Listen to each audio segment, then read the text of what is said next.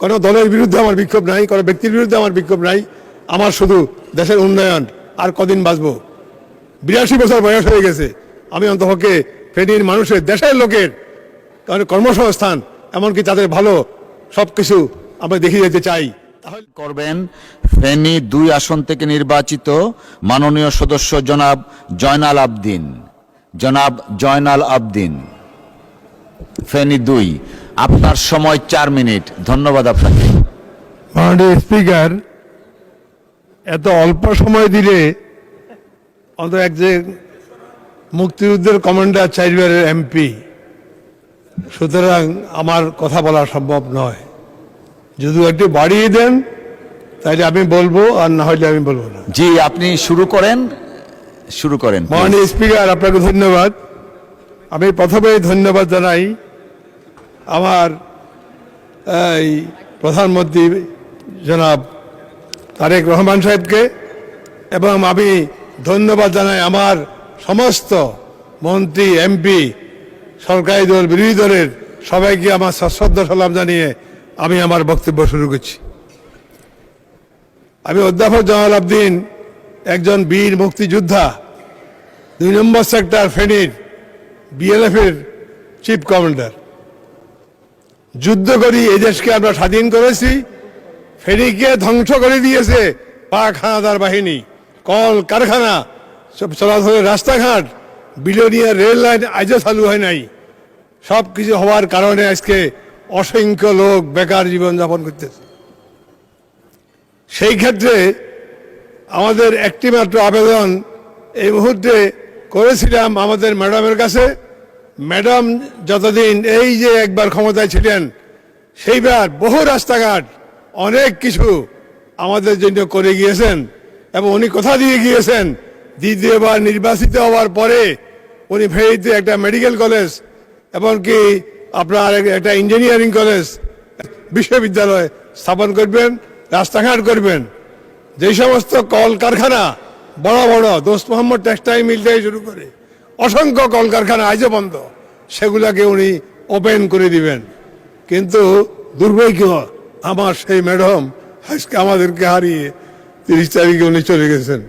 যদি উনি আসতেন, আবার ফেনীর সেই পুনরুত্থান ঘটত, আমাদের ফেনীর মানুষ সুখী হইত এবং সারা বাংলাদেশ সমৃদ্ধ হইত।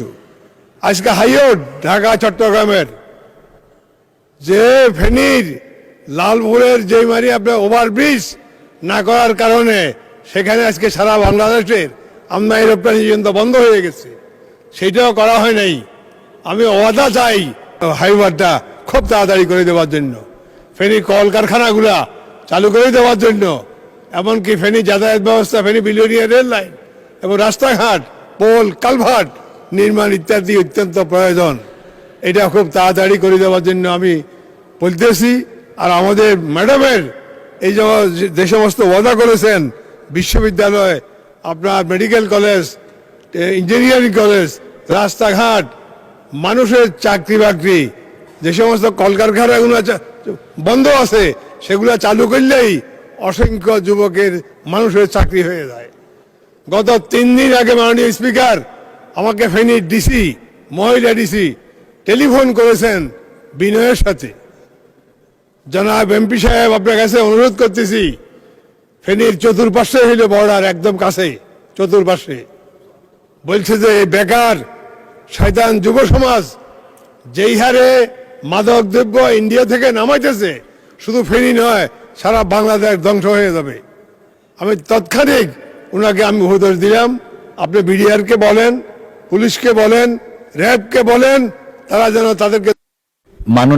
মাননীয় সদস্য, আপনার সময় 3 মিনিট বাড়ানো হলো। আপনারা এদেরকে ধরে ফেলেন, কোনো অবস্থাতেই এদেরকে ছাড়িয়ে দেওয়া যাবে না। অতএব মাননীয় স্পিকার, ফেনী একটা ঐতিহাসিক জায়গা।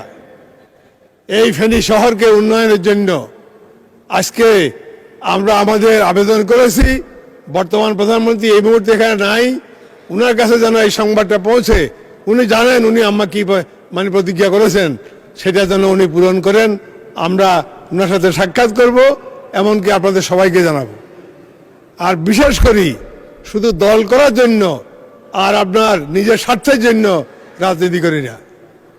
আমি একজন বীর মুক্তিযোদ্ধা, 4 বারের এমপি। আমি এই সংসদ থেকেই দুর্নীতিমুক্ত সার্টিফিকেট পেয়েছি, বিদেশ ভ্রমণে মিজাবেহিতা সার্টিফিকেট পেয়েছি। ইনশাল্লাহ সেই মূল্যায়ন ফেনীতে আমার আছে, দেশব্যাপী আছে।